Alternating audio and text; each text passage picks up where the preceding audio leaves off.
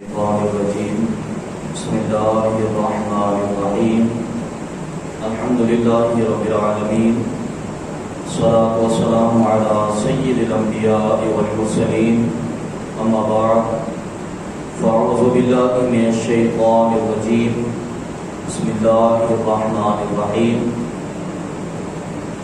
قال الله تبارك وتعالى في الكلام المجيد والفرقان الحميد والذين يكنزون الذهب والفضة ولا ينفقونها في سبيل الله فبشرهم بعذاب أليم صدق الله العظيم وصدق رسوله النبي الكريم إن الله وملائكته يصلون على النبي يا أيها الذين آمنوا صلوا عليه وسلموا تسليما اللهم صل على سيدنا ومولانا محمد وعلى آل سيدنا ومولانا محمد وبارك وسلم الصلاة والسلام عليك يا سيدي يا رسول الله الصلاة والسلام عليك يا سيدي يا حبيب الله الصلاة والسلام عليك يا نبي الله وعلى آلك وصحابك يا سيدي يا رحمة للعالمين بمائے حمد و سلام خالق رب ازل اللہ رب العالمین جل جلالہ کی بعد ازاں کروڑوں درود و سلام محسن انسانیت سرور انبیاء تاجدار مدینہ حضور سیدنا آقا علیہ الصلوۃ والسلام کی ذات اقدس پر کہ جن کے وسیلہ جلیلہ سے اللہ رب العالمین نے یہ دین متین عطا فرمایا۔ قرآن مجید فرقان حمید میں سے ایک آیت مبارکہ آپ کے گوش گزار کی ہے۔ دعا ہے کہ خالق کائنات اس کے تحت حق اور سچ بیان کرنے کی توفیق عطا فرمائے اور رب کائنات ہمیں سن کر سمجھ کر عمل کرنے کی توفیق عطا فرمائے۔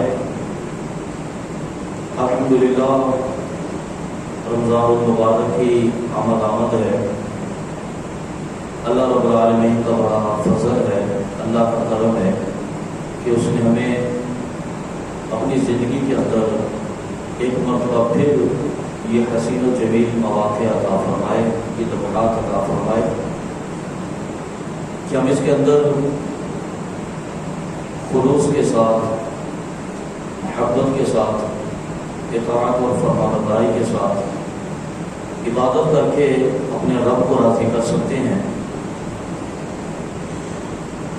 رمضان المبارک کی آمد کے ساتھ ساتھ ہی عالم اسلام میں ایک اہم ترین فریضہ ادا کرنے کی طرف بھی گامزن ہو جاتے ہیں اور وہ ہے زکوٰۃ کا ادا کرنا۔ زکوٰۃ کے حوالے سے قرآن مجید فرقان حمید میں کثیر مقامات پر رب کائنات نے ارشادات فرمائے۔ اللہ رب العالمین نے فرمایا کہ اقیموا الصلاۃ وآتوا الزکاۃ، کہ نماز ادا کرو اور زکوٰۃ بھی ادا کرو۔ اس کے ساتھ ساتھ ایک اور مقام پر اللہ رب العالمین نے فرمایا کہ والذین یکنزون الذھب والفضة ولا ينفقونها فی سبیل اللہ فبشرهم بعذاب علیم۔ فرمایا کہ جو لوگ خزانے جمع کرتے رہتے ہیں اور ان خزانوں کو اللہ کے راستے میں خرچ نہیں کرتے، سونا بھی جمع کر لیا، چاندی بھی جمع کر لی، خدا کی بارگاہ میں خرچ کرنے کی بات آئی تو خزانوں کے دروازے بند کر لیے، تو فرمایا کہ فبشرهم بعذاب علیم، اللہ رب العالمین ان کو دردناک قسم کے عذاب کی خوشخبری سناتا ہے۔ یہ خوشخبری کا لفظ جو یہاں پر ہے بطور تنبیہ اور بطور تحدید اس کو ذکر کیا گیا۔ ایسا نہیں ہے کہ یہ کوئی مسرت کی بات ہے، راحت کی بات ہے، سکون کی بات ہے۔ تنبیہ اللہ رب العالمین یہاں پر ارشاد فرمائی اور اسی کی طرف ایک اشارہ بھی ہے، من ذا الذی یقرض اللہ قرضا حسنا فیضاعفہ لہ اضعافا کثیرا، کہ کون ہے جو اللہ کی بارگاہ میں قرض پیش کرے گا جب تم اللہ کی بارگاہ میں قرض دو گے تو اللہ رب العالمین تمہارے قرض کو دگنا کر کے بڑھا کے تمہیں واپس کر دے گا۔ یہ صدقے کی، زکوٰۃ کی، اللہ کی بارگاہ میں خرچ کرنے کی بات ہے۔ راہ خدا میں کچھ بھی خرچ کیا جائے، زکوٰۃ کی صورت میں ہو، صدقہ واجبہ کی صورت میں ہو، صدقہ نافلہ کی صورت میں ہو، کسی بھی شکل کے اندر ہو، اس آیت مبارکہ میں اللہ رب العالمین آپ سب کو ہر خرچ کے لیے مخاطب کرتا ہے۔ حضرت زید بن اسلم نبی پاک صلی اللہ علیہ وسلم کی بارگاہ میں موجود تھے۔ عرض کی یا رسول اللہ صلی اللہ علیہ وسلم کہ اللہ بھی ہم سے قرض مانگتا ہے؟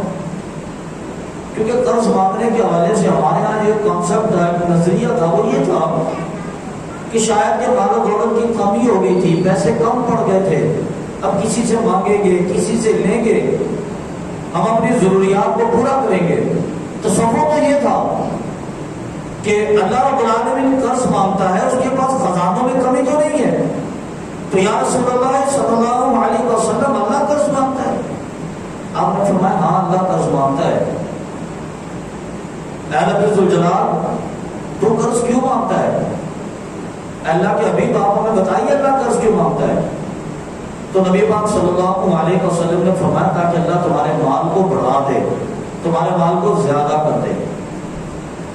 یہ نظریہ اس لیے بیان کیا گیا کہ در حقیقت انسان تصور تو یہ کرتا ہے کہ میری جیب کے اندر اگر 1,00,000 روپے موجود تھے، اس میں سے نکال کر 50,000 روپے میں نے اللہ کی بارگاہ میں پیش کر دیے، اللہ کے نام پر خرچ کر دیے، کسی مدرسے کو دے دیے، کسی مسجد کی حاجت تھی وہاں پر دے دیے، کسی ضرورت مند کو دے دیے۔ اب ذہن کے اندر جو بات آتی ہے، جو ایک نظریہ ذہن کے اندر اجاگر ہوتا ہے، وہ یہ ہے کہ میرے پاس 1,00,000 روپے کا اماؤنٹ ٹوٹ گیا، باقی کتنے بچے؟ 50,000 روپے۔ تصور تو یہ آتا ہے کہ میری دولت تو کم پڑ گئی، ایک فگر تھا، رائٹ فگر تھا 1,00,000 روپے کا، وہ ٹوٹ گیا، لیکن فرمایا نہیں یہ ٹوٹا نہیں، اللہ اس کو دگنا کر دے گا۔ تمہارے تصورات اپنی جگہ پر، لیکن اللہ رب العالمین کی عطا کرنے کا انداز اس سے مختلف ہے۔ یہ تم سوچتے ہو گے کہ میرے رقم کی ایک مخصوص لمٹ جو کم ہو گئی ہے، فرمایا کہ تمہارا انداز ہے کہ اللہ تمہیں اس سے دگنا کر کے عطا فرمائے گا۔ اور نبی پاک صلی اللہ علیہ وسلم نے قسم اٹھا کر فرمایا، آپ نے فرمایا کہ مجھے اللہ رب العالمین کے جلال و جلال کی قسم، میں تم سے وعدہ کرتا ہوں کہ اگر تم اللہ کے نام پہ خرچ کرو گے تمہارا مال کم نہیں ہوگا۔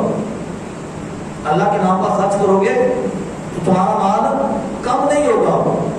نظریہ انسان کا یہی بنتا ہے کہ شاید کم ہو جائے گا، لیکن اللہ رب العالمین اس کے صدقے تمہیں عطا فرمانے کے بہت سارے راستے کھول دے گا، بہت سارے سلسلے بنا دے گا، بہت ساری تمہارے لیے ایسی راہیں کھل جائیں گی کہ اللہ رب العالمین تمہیں مزید عطا۔ انسان تصور یہ کرتا ہے کہ شاید یہ میرا کمال تھا، لیکن انسان کا اپنا کمال نہیں ہوتا، یہ اللہ کی عطا ہوتی ہے، اللہ رب العالمین کا فضل ہوتا ہے۔ اس کا فضل جب بندے پر نازل ہوتا ہے تو پھر اللہ رب العالمین بندے کو عطا فرماتا ہے۔ اس لیے نبی پاک صلی اللہ علیہ وسلم کے صحابی نے جب حضور کی بارگاہ میں عرض کیا کہ یا رسول اللہ صلی اللہ علیہ وسلم اللہ کو قرض کی کیا ضرورت ہے؟ خالق ہے، مالک ہے، وہ تو رزاق کر پوری کائنات کو کھلاتا ہے، پوری کائنات کو عطا فرماتا ہے، اس کے خزانے میں کمی نہیں آتی۔ پوری کائنات سویرے شام دوپہر صبح ہر وقت اللہ کی بارگاہ کے خزانوں سے کھاتی ہے، کمی تو نہیں آتی، لیکن پھر بھی اللہ قرض کیوں مانگتا ہے؟ تو فرمایا کہ وہ اللہ قرض اس لیے مانگتا ہے تاکہ تمہیں دینے کا بہانہ تلاش کرے، تمہیں دینے کا ایک دوسرا انداز عطا فرمائے، تمہیں دینے کا راستہ بنائے۔ تو صحابی عرض کرتے ہیں یا رسول اللہ صلی اللہ علیہ وسلم اگر پھر یہی بات ہے، میں اللہ کی بارگاہ میں آپ کو گواہ بنا کے عرض کرتا ہوں کہ میرے 2 باپ ہیں جو مجھے بہت پیارے ہیں اور وہی میری کفالت کا ذریعہ ہے، لیکن میں آپ کو اللہ کی بارگاہ میں گواہ بنا کے اللہ کو حاضر ناظر جان کے کہتا ہوں کہ میں نے 2 باپ اللہ کی بارگاہ میں خرچ کر دیے، 2 باپ اللہ کی بارگاہ میں صدقہ کر دیے۔ تو میرے قریب آ کر فرمایا کہ بہتر ہی ہوتا کہ ان میں سے ایک تو صدقہ کر لیتا ہوں اور ایک اپنے بچوں کے لیے کفالت کا ذریعہ بنا لیتا ہوں۔ تو اس کی یا رسول اللہ صلی اللہ علیہ وسلم پھر اگر ایسی بات ہے تو ذہن میں دوسری آیت آتی ہے لَن تَنَالُوا الْبِرَّ حَتَّىٰ تُنْفِقُوا مِمَّا تُحِبُّونَ، کہ تم بھلائی تک نہیں پہنچ سکتے، تم نیکی تک نہیں پہنچ سکتے جب تک تم اپنی محبوب چیز اللہ کی بارگاہ میں پیش نہ کر دو. عرض کی حضور میرے دو باغ ہیں, ایک بلندی پر ہے, ایک ذرا نیچے والی جگہ پر ہے. پہاڑی علاقہ تھا, بلندی پر ہے ایک باغیچہ. جب بارشیں ہوتی ہیں پہاڑوں کے پانی آتا ہے تو سب سے پہلے وہ سیراب ہوتا ہے, پانی بچتا ہے تو بعد میں یہاں پر پہنچتا ہے. تو گویا کہ اس کے اسباب اور وسائل بہترین تھے, لیکن یا رسول اللہ میں نے وہ باغ اللہ کی بارگاہ میں صدقہ کیا. ہمارے ذہن کے مطابق تو یہ ہونا چاہیے تھا کہ نیچے والا باغ اللہ کی بارگاہ میں صدقہ کر دیا جاتا. اللہ کی بارگاہ میں دے رہا ہے پھر اللہ قبول فرمائے گا. اوپر والا باغ میرے پاس رہنا چاہیے کہ جس کو بارش کا پانی بھی سب سے پہلے ملتا ہے, جس کی فضا بھی صاف ستھری ہے, جس کا پھل بھی سب سے زیادہ آتا ہے. ہونا تو یہ چاہیے تھا, لیکن اس کی نہیں یا رسول اللہ صلی اللہ علیہ وسلم اللہ کی بارگاہ میں اللہ کی رضا کی خاطر وہ اوپر والا باغ صدقہ پیش کرتا ہوں. اس کے بعد آخر اسلام کی بارگاہ سے نکلے, اپنے اس باغ کی طرف جاتے ہیں. آخری مرتبہ چکر لگانے کے لیے, راؤنڈ لگانے کے لیے جو اللہ کی بارگاہ میں خرچ کر دیا. جب وہاں پر پہنچتے ہیں دیکھا کہ ان کی بیوی نے ایک جھولی سی بنائی ہوئی ہے, اور وہ کھجوریں جو رات کو ہوا چلنے سے گری تھی وہ جمع کر کر کے رکھ رہی تھی, اور بچے بھی چھوٹے چھوٹے بچے پھر رہے تھے, وہ کھجوریں جمع کر رہے تھے, ماں کی جھولی کے اندر ڈال رہے تھے. ایک کھجور ایک بچے نے اٹھا کے منہ میں ڈالی ہوئی تھی. آپ پھر سو گئے اور جا کر اپنی بیوی سے کہا کہ زوجہ محترمہ یہ باغ اللہ کی رضا کے لیے میں نے حضور کی بارگاہ میں صدقہ کر دیا. انہوں نے بڑی خوشی کا اظہار کیا کہ اللہ تمہیں اس سے زیادہ اچھا عطا فرمائے. حتیٰ کہ وہ کھجوریں بھی پکڑ لی کہ نہیں ابھی ہماری نہیں ہے, اب اللہ کی بارگاہ میں صدقہ ہو گئی. حتیٰ کہ وہ بچے کے منہ کے اندر جو کھجور تھی وہ بھی نکال لی اور فرمایا کہ بیٹا نہیں, یہ کھجور اب ہماری ملکیت میں نہیں گئی, یہ میں نے اللہ کے حضور کی بارگاہ میں پیش کر دیا ہے. یہ غربا یتیموں مسکینوں پر خرچ ہوگا, اب یہ کھجور بھی ہم یہاں سے نہیں کھا سکتے. اتنا چھوٹا موٹا کام تو چل ہی جاتا ہے نا. جب صدقہ کیا تھا زوجہ کو تو پتہ نہیں تھا, وہ جو کھجوریں اٹھا چکی تھی وہ تو ملکیت میں آتی تھی. ارے نہیں فرمایا یہ اب ہو گئی صدقہ, ابھی ہم اپنے گھر نہیں لے کے جا سکتے, وہ بھی اللہ کی بارگاہ میں خرچ کر دیں. تو یہ نبی پاک صلی اللہ علیہ وسلم کے صحابہ کا اسوہ حسنہ تھا. اللہ رب العالمین کے نازل کردہ قرآن پر عمل کر کے تمہیں بتانا یہ مقصود تھا کہ ہم سمجھتے ہیں کہ دولت وہ ہوتی ہے جسے جمع کر لیا جائے. 1 لاکھ روپے جب کوشش کی جائے کہ آئندہ میرا فگر 1,10,000 پہ ہو جائے گا, اور اس سے بھی زیادہ کوشش کی جائے کہ اگلے مہینے 1,30,000 پہ میرے پاس ہو جائے گا, اس سے اگلے مہینے 1,50,000 پہ میرے پاس جمع ہو جائے گا. 1.5 لاکھ روپے میں نے لاک کر کے اکاؤنٹ کے اندر رکھ دیا, کیا وہ جو بھی ہو جائے گا, طوفان بھی آ جائے, کورونا بھی آ جائے, زمین ہل جائے تو ہل جائے, اس 1.5 لاکھ روپے میں سے میں 1 روپیہ بھی نہیں نکالوں گا, کیونکہ پھر 1.5 لاکھ تو نہیں ہوگا نا. 1 روپے نکال لیا تو 1.5 لاکھ تو نہیں ہوا نا, وہ نہیں نکالیں گے, کچھ بھی ہو کہیں سے خرچ کریں گے. لیکن اللہ کے حبیب نے نظریہ یہ عطا فرمایا کہ تم اللہ کی بارگاہ میں خرچ کرو, اللہ اس میں اضافے کا سبب پیدا کرے گا. یہ ہمیں نظر آتا ہے کہ میرے پاس 1.5 لاکھ روپے تھا, اگر میں نے 50,000 اللہ کی بارگاہ میں خرچ کر دیا تو باقی بچے گے 1 لاکھ روپے, کم ہو گئے. لیکن فرمایا نہیں فَيُضَاعِفُهُ لَهُ أَضْعَافًا كَثِيرًا, فرمایا کہ اللہ کی بارگاہ میں خرچ کرو, دگنا کر دے گا. اب یہ تمہاری مرضی ہے کہ 50,000 اللہ کی بارگاہ میں خرچ کرتے تو اللہ 1 لاکھ عطا فرمائے گا, 1 لاکھ خرچ کرتے 2 لاکھ عطا فرمائے گا, 10 لاکھ خرچ کرتے تو 20 لاکھ عطا فرمائے گا.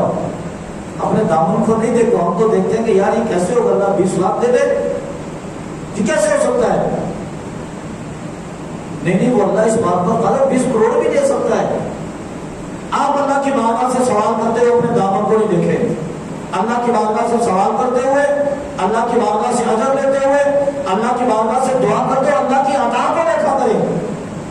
ہمارے دامن تو ہے ہی چھوٹے سے, ہمارے ہاتھ تو ہے ہی چھوٹے سے, ایک چھوٹے سے مکان پر بھی راضی ہو جاتے ہیں, ایک چھوٹی سی گاڑی پر بھی راضی ہو جاتے ہیں.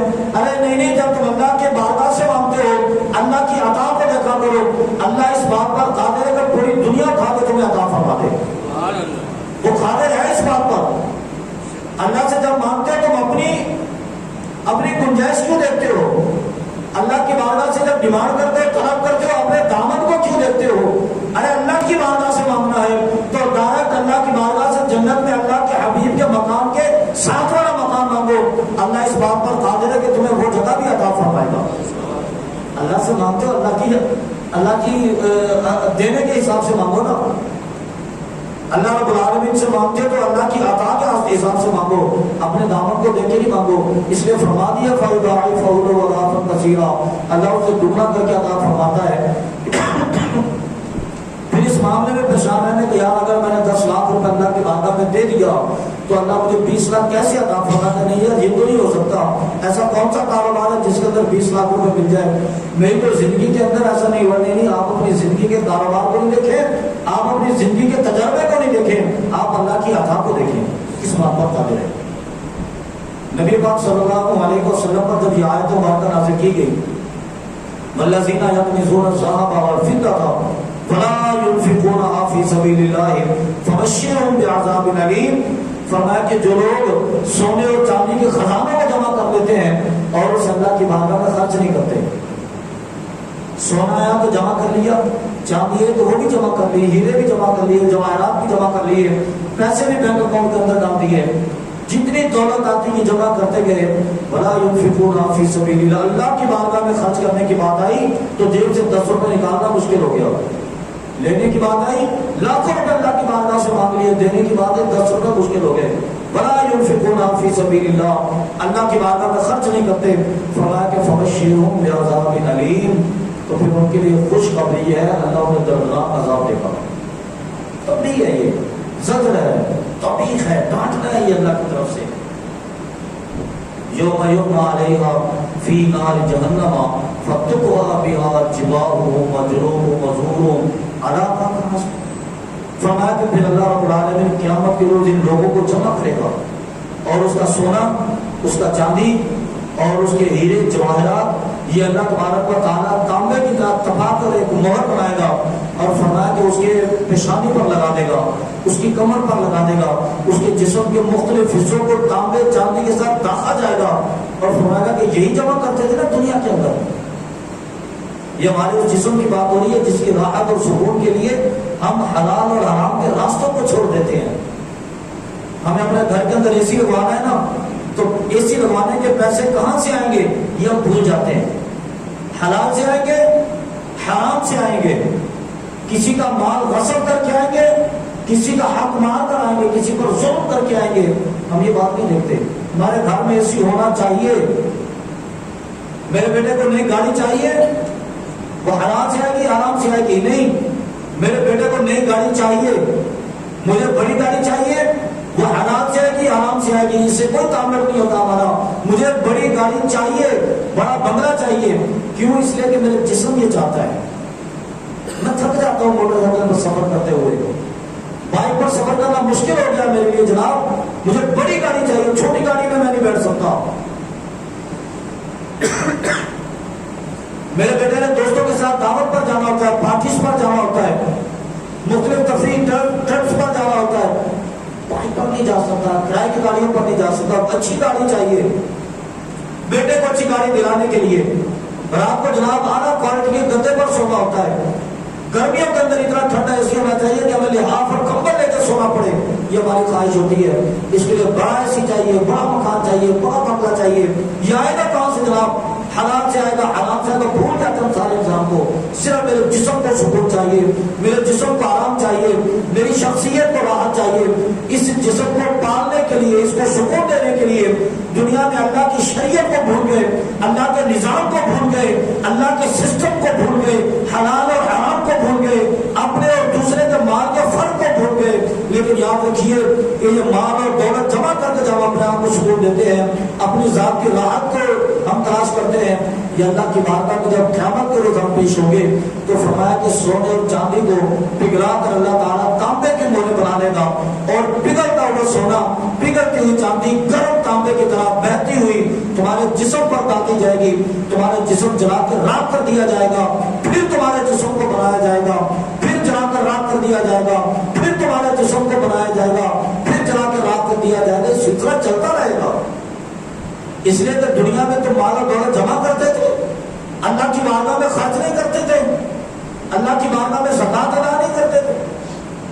والذین یکنزون الذھب والفضة، سونے اور چاندی کو جمع کیا کرتے تھے، خزانے بناتے تھے، تو قارون کی طرح تمہیں دولت مند ہونے کا شوق تھا۔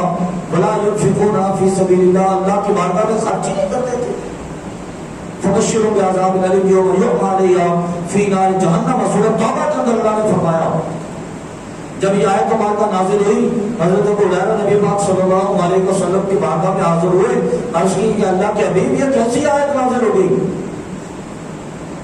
ادھر سے اللہ رب العالمین فرماتا کہ یوصیکم اللہ فی اولادکم للذکر مثل حظ الانثیین کہ اللہ تبارک و تعالیٰ کو حکم دیتا ہے کہ اپنی اولاد کو وراثت میں ایسے ایسے مال عطا کرو. یا رسول اللہ صلی اللہ علیہ وسلم اللہ تبارک و تعالیٰ وراثت کا حکم بھی دیتا ہے لیکن خزانے کے ساتھ اللہ جلانے کا حکم بھی دیتا ہے. ہمیں بتائیے ہم کہاں جائیں؟ وہ بھی قرآن کی آیت ہے, یہ بھی قرآن کی آیت مبارکہ ہے, وہ بھی اللہ کا فرمان ہے, یہ بھی اللہ کا فرمان ہے. اب ہم کہاں جائیں؟ ہم کہاں پر اپنا مال و دولت جمع کریں, کہاں پہ خرچ کریں؟ تو آقا اسلام نے فرمایا کہ اس سے مراد زکوٰۃ ہے. جو اپنے پاس مال و دولت کو جمع کرتے اور اللہ کی بارگاہ میں زکوٰۃ ادا نہیں کرتے, زکوٰۃ اللہ کی بارگاہ میں ادا نہیں کرتے, تو فرمایا کہ پھر اللہ ان کا انجام یہ کرتا ہے کہ سونے اور چاندی کو جمع کرنے والا, زکوٰۃ نہ دینے والا بندہ جب کل بروز قیامت اللہ کی بارگاہ میں پیش کیا جائے گا تو فرمایا کہ اس کی کیفیت یہ ہوگی کہ اللہ تبارک و تعالیٰ, چونکہ اموال تین ہے, ایک سونا چاندی, دوسرا مال تجارت اور تیسرا سائمہ جانور, یعنی کہ جب وہ جانور جن کو پالا جاتا ہے اور ان کے اوپر بھی زکوٰۃ دینی پڑتی ہے. فرمایا کہ کیفیت یہ ہوگی کہ جنہوں نے سونے چاندی جمع کی ہوں گے اللہ تبارک و تعالیٰ سونے چاندی کو جمع کر کے ایک بہت بڑی مہر بنائے گا. اس مہر کو آگ کے اندر جلایا جائے گا, وہ اتنی گرم ہو جائے گی کہ آگ کا اثر اس کے اندر داخل ہو جائے گا. فرمایا کہ پھر اللہ تعالیٰ وہ مہر بندے کی پیشانی پہ لگا دے گا. پیشانی پہ اس لیے لگائے گا کہ ہم اس کی بڑی حفاظت کرتے ہیں نا. منہ ہم نے سب کو دکھانا ہوتا ہے, میرے جسم پہ یہاں پہ داغ لگا, کس کو پتا ہے میرے کمر پہ داغ لگا ہوا ہے, کس کو پتا ہے جناب میرے پیٹ پہ داغ لگا ہوا ہے, کس کو پتا ہے کہ میرے ٹانگ کے اوپر داغ لگا ہوا ہے, کس کو پتا ہے کہ میرے ٹانگ کے اوپر زخم ہے؟ کوئی نہیں جانتا جناب. میں نے خوبصورت لباس پہنا ہوا ہے, میرے سر کے اوپر زخم ہے, کس کو خبر ہے جناب؟ میں نے بڑا خوبصورت امامہ پہنا ہوا ہے, سرکار کی سنت ہے یہ, لیکن یہاں پہ داغ ہوگا سب کو نظر آئے گا. حضرت یہ کیا ہوگا آپ کے چہرے پر؟ یہاں پہ داغ ہوگا سب کو نظر آئے گا, یہ چھپا ہوا نہیں رہے گا. اس نے فرمایا کہ ان کی پیشانیوں کو داغا جائے گا اس کے ساتھ, تاکہ سب کو خبر ہو کہ یہ لوگ دنیا کے اندر مال و دولت چھپا دیا کرتے تھے, اللہ کی رضا کے لیے اللہ کی بارگاہ میں خرچ نہیں کرتے تھے, اللہ کی بارگاہ میں خزانے لوٹاتے نہیں تھے.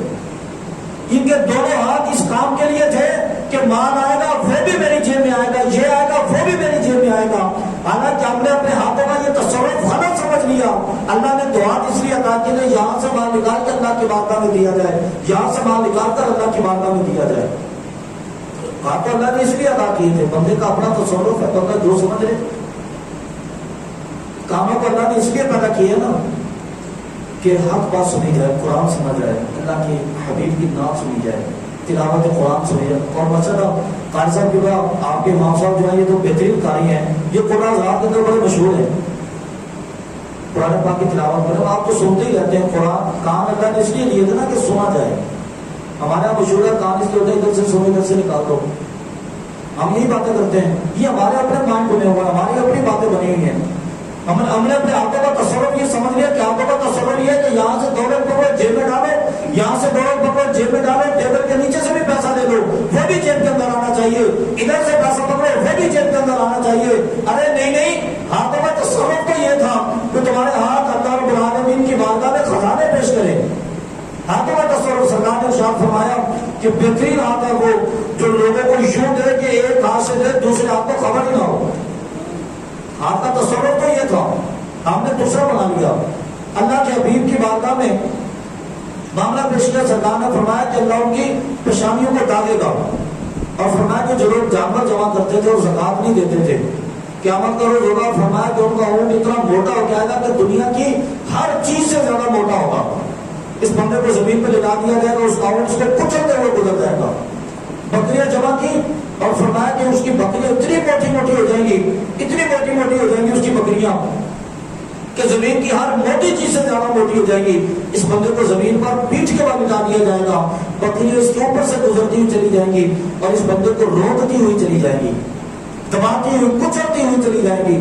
اس لیے تاکہ بندے کو عبرت کا نشان بنا دیا جائے کہ ہاں میں تیری وہی دولت ہوں جسے دنیا میں تو دونوں ہاتھوں سے سمیٹا کرتا تھا, دنیا میں تیرا کام یہ تھا کہ دولت کو دونوں ہاتھوں سے سمیٹا جائے، تو آج اللہ تبارک و تعالیٰ نے یہ دولت کے لیے عبرت کا نشان بنا دیا. اس لیے فرمایا کہ اللہ رب العالمین کی بارگاہ میں خرچ کرو، فبشرہم بعذاب الیم. جو ایسا نہیں کرے گا اللہ تبارک و تعالیٰ سے دردناک قسم کے عذاب کی بھی بشارت دیتا ہے. تب بھی اللہ کی طرف تحدید ہے، ڈانٹ پڑ اللہ کی طرف سے کہ اللہ اس پر غضب نازل کرے گا، پھر اللہ اس سے ناراض ہو جائے گا. اور نبی پاک صلی اللہ علیہ وسلم نے ارشاد فرمایا، آپ نے فرمایا مجھے قسم ہے اللہ رب العالمین کی، مجھے حق کی قسم ہے، فرمایا کہ جو بندہ اللہ کی بارگاہ میں خرچ کرے وہ کبھی محتاج نہیں ہوتا.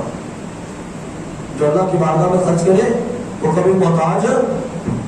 یہ ہمارا نظریہ ہم سمجھتے ہیں کہ شاید پیسے کم ہو جائیں گے، جیسا میں عرض کر رہا تھا اصل میں کہ 1 لاکھ روپے کا فگر ہے، 50,000 ہم نے اللہ کی بارگاہ میں دے دیا، جس کا مطلب ہے کہ پیسے تو کم ہو گئے، 1 لاکھ تو نہیں بچا.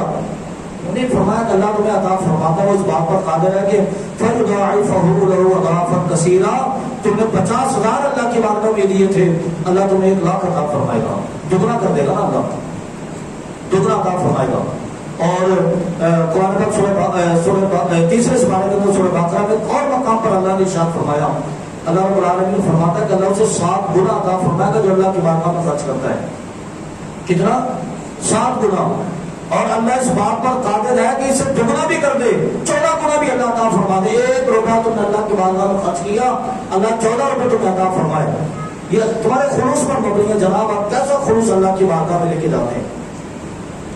اب جیسا کہ میں اس کر رہا تھا کہ مال ہوتے ہیں 3 قسم کے، ایک سونا چاندی، دوسرا مال تجارت، اور تیسرا کھیتی باڑی جس پر بھی زکوٰۃ ہوتی ہے.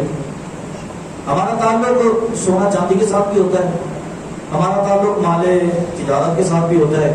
تو چونکہ یہ شہر کا ماحول ہے تو یہاں پر عشر کے مسائل بیان کرنا بیکار ہوگا، کیونکہ 2 چیز ہوتی ہے، ایک ہوتا ہے علم، ایک ہوتی ہے حکمت. علم تو یہ ہے کہ بہت ساری چیزوں کو ایک جگہ پر جمع کر لیا.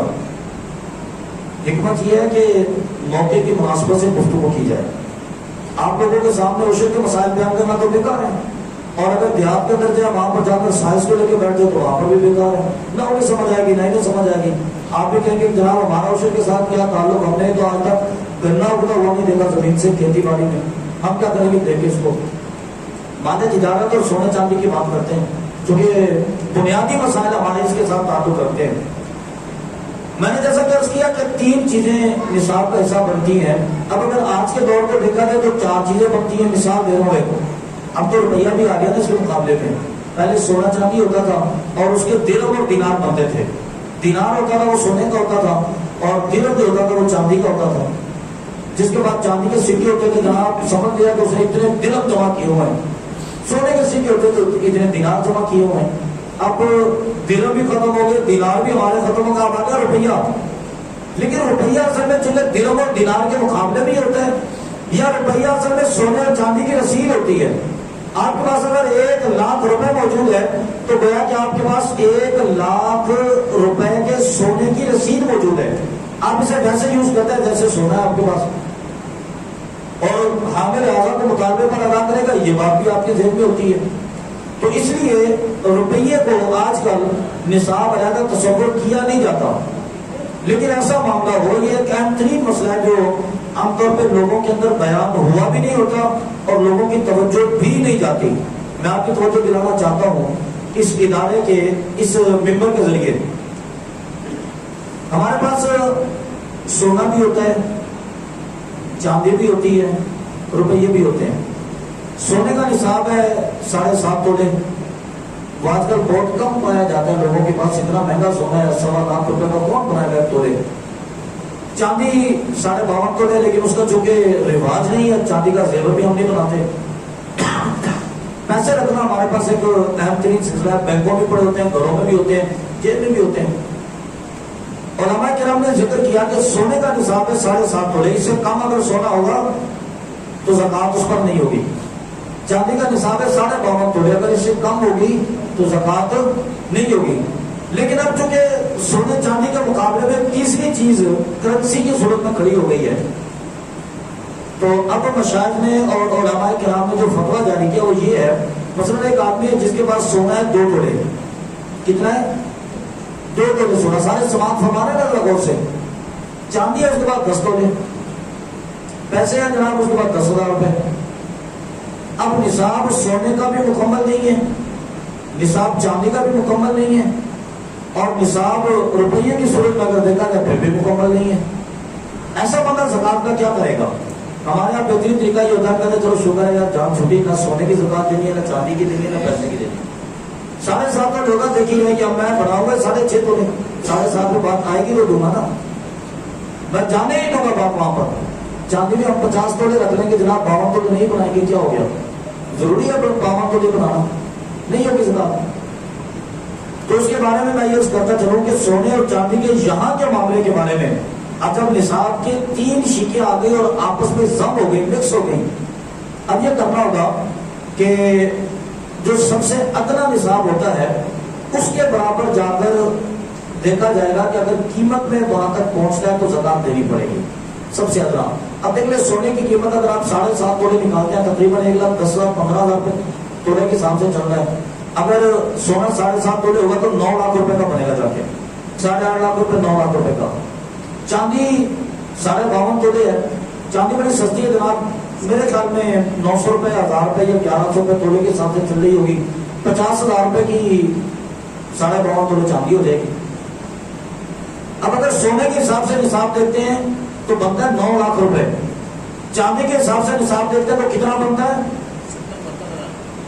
تو 50,000 روپے چلے اس کو اسٹیٹ بینک نے اس کو پچھلے اتنا کیا تھا 55,000 روپے 70,000 روپے لے جائے گی، لیکن قیمت تقریباً اتنی بنتی ہے 50,000 60,000 70,000. یہ بہت کم نصاب کا اسٹینڈرڈ ہے. تو ہم دیکھتے ہیں نصاب کے اندر جناب سونے کی بات آئے گی تو زکات دوں گا، ایسے زکات نہیں دوں گا. تو میرے بھائی ایسا نہیں ہوتا. آپ اس کی دوسری مثال دیکھیں، صدقہ فطر ہے. صدقہ فطر گندم کے حساب سے بھی ہوتا ہے، کھجور کے حساب سے بھی ہے. گندم کے حساب سے 2.25 سے اور کھجوروں کے حساب سے 3.5 کلو. ہم کس کے حساب سے دیتے ہیں؟ گندم کے حساب سے سستی پڑتی ہے نا، اور پھر ہم اس کو کھجور کے حساب سے کریں گے تو 1,000 روپے پہ جا کے چلی جائے گی. اگر ہم نے کسی کا صدقہ فطر دینا پڑا 700 روپے دینا پڑے گا. گندم کے حساب سے 110 روپے میں بات نمٹ جاتی ہے. تو جب ہم صدقہ فطر دینے میں کم نصاب کا تعین کر لیتے ہیں تو زکات دینے میں بھی کم نصاب کا تعین ہونا چاہیے.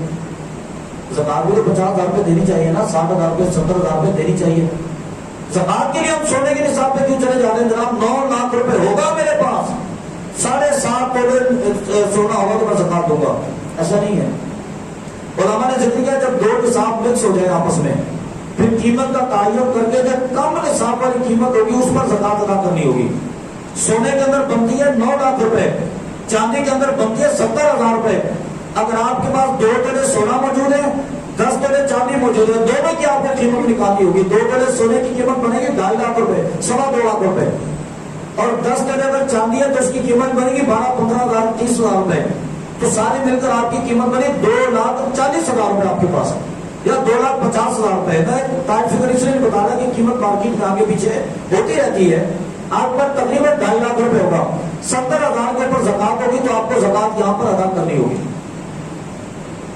بڑا بہترین مسئلہ ہے. 1 لاکھ روپے پر 2,500 روپے زکات ہوتی ہے، 2 لاکھ پر 5,000 روپے ہو جائے گی، 2,500 7,500 روپے زکات ہو جائے گی. ہم صرف 7,500 روپے کو سیو رکھنے کے لیے، بچانے کے لیے سلسلے کو گھماتے رہتے ہیں اور پھر اللہ رب العالمین کی بارگاہ سے کمی اور کوتاہی کے مستحق ہو جاتے ہیں. اس لیے ہمارے لیے ضروری ہے کہ فقہ کے مسئلے کو معلوم کر کے جو ادنا نصاب کی قیمت بنتی ہے اس کے مطابق زکات ادا کر دی جائے. بہرحال یہ میری ٹوٹل گفتگو کا مجموعہ یہ تھا کہ جیسا کہ میں نے قرآن پاک کی آیت مبارکہ تلاوت کی تھی، اس آیت مبارکہ کے تحت تو آقا علیہ السلام کے حدیث مبارکہ گوشت گزار کی ان کے مطابق، اور ان کے مطابق حضرت ارشاد فرمایا کہ کچھ زکات کے مصارف کے حوالے سے بھی بیان کر دیا جائے. 2 منٹ کے اندر میں انشاءاللہ باتوں کو سمیٹوں گا تاکہ بے چینی کا ماحول بھی نہ بنے کہ نماز کو لیٹ ہو رہی ہے. کیونکہ ماشاءاللہ اگر ہم ٹی وی دیکھ لیں تو 3 گھنٹے بھی گزر جاتے ہیں، نماز کے لیے تو بے چینی ہوتی ہے یار امام صاحب نے 2 منٹ آگے کر دیے. میں تو سب میں 10 سال سے خطیب ہوں، مجھے اندازہ ان چیزوں کا. معذرت میں آپ کے لیے نہیں کہہ رہا، میں اپنی مسجد کے لوگوں کے لیے کہہ رہا ہوں. آپ تو ماشاءاللہ سنتے ہیں، آپ تو 2:30 بجے تک بیٹھیں گے، مجھے یقین ہے اس بات کا. میں عرض کر رہا تھا کہ اللہ رب العالمین نے قرآن مجید فرقان حمید میں ارشاد فرمایا کہ سونے چاندی کو جو لوگ جمع کرتے ہیں اللہ کی بارگاہ میں زکات نہیں دیتے تو قیامت کا روز ان کی رسوائی کا دن ہوگا. جب ساری کائنات آدم علیہ السلام کے زمانے سے لے کر نبی پاک صلی اللہ علیہ وسلم کی امت کے آخری بچے تک ساری خلقت وہاں پر جمع ہوگی. ان سب کے سامنے سونا اور چاندی کو خزانے بنانے والے، اکاؤنٹوں کے اندر جمع کرنے والے اللہ کی بارگاہ میں رسوائی کا سبب بنیں گے. اللہ تبارک و تعالیٰ ان کو سزا دے گا، ان کے پیشانیوں کو ڈالا جائے گا. یہ ان کے لیے ذلت اور رسوائی کی بات ہوگی. اور آقا علیہ الصلوۃ والسلام نے فرمایا کہ اللہ کی بارگاہ میں خرچ کرو، میں تمہیں ضمانت دیتا ہوں کہ اللہ اس کو دوگنا کر کے عطا فرمائے گا. فرمایا کہ میں نے ایسا بندہ نہیں دیکھا کہ جو اللہ کی بارگاہ میں خرچ کرتا ہو پھر محتاج بھی ہو گیا ہو، پھر کمزور بھی ہو گیا ہو، مالی طور پر اس کی کفارت دینا ایسا نہیں ہوتا. اللہ رب العالمین بندے کو عطا فرماتا ہے.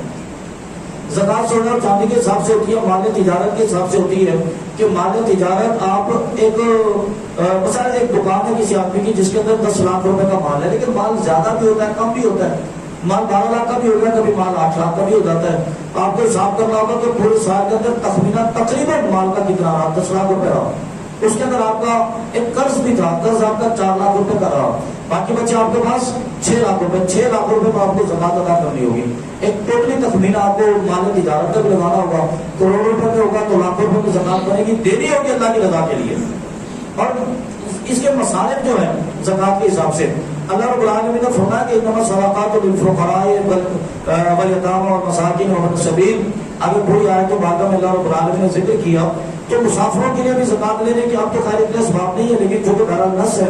اب تو سسٹم اتنا زیادہ ہو گیا کہ آپ کے پاس اگر پیسے جو آپ نے 20 لاکھ بھی منگوانا ہے، امریکہ سے بھی منگوانا ہے، آپ کے پاس رابطہ ہے جناب 15 منٹ میں پیسے آپ کے دہلیز میں ہوں گے. مسافروں والا معاملہ بھی نہیں ہے.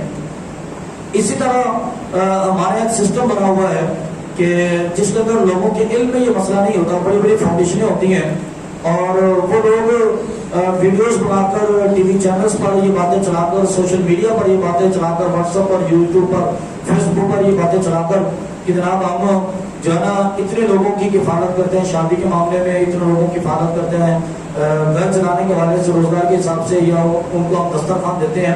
تو یہ سارے کرتے ہیں تو پھر لوگ زکوٰۃ ان کو جمع کر دیتے ہیں. زکوٰۃ کے معاملے میں ایک حتمی جو فیصلہ ہے نا وہ یہ ہے کہ زکوٰۃ جس کو دی جائے اس کی ملکیت میں داخل کر دی جائے.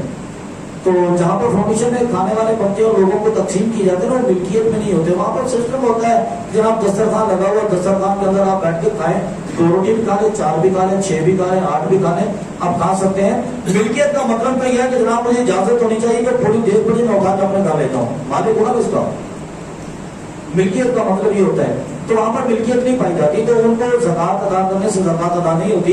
زکوٰۃ باقاعدہ کسی ادارے کو مالک بنانا پڑتا ہے. ایسا مدرسہ ہو، ایسی درس گاہ ہو جہاں پر باقاعدہ طلباء کا اہتمام ہو، تو اس میں صدقہ جاریہ بھی ہو جاتا ہے بندے کے لیے. صدقہ جاریہ اس کے اندر یہ ہو جائے گا کہ ایک تو آپ کے دیے ہوئے صدقات کے ذریعے وہ لازمی زکوٰۃ بھی ہو. ویسے بھی رمضان المبارک کا صدقہ کھل کر خرچ کرنا چاہیے اللہ کی بارگاہ میں، کیونکہ اللہ تبارک و تعالیٰ کھل کر بندے کو عطا فرماتا ہے. جیسا دینا ویسا لینا اللہ کی بارگاہ سے، آپ کی مرضی ہے، جیسے دیتے ہیں ویسے لیتے ہیں.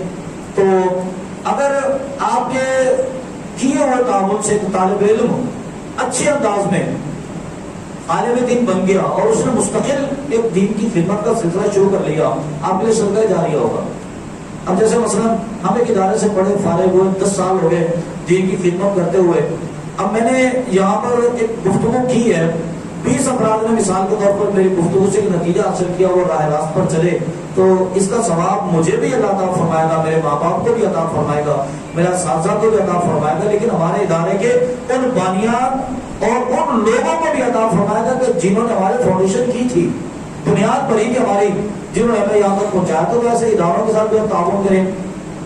اس کے ساتھ ساتھ آپ ایک آج کل ہمارے ٹرینڈ چلا ہوا ہے فقراء کا، یہ گلیوں میں بازاروں میں آتے ہیں اور ویل چیئر پر بیٹھ کر، ٹرالی پر بیٹھ کر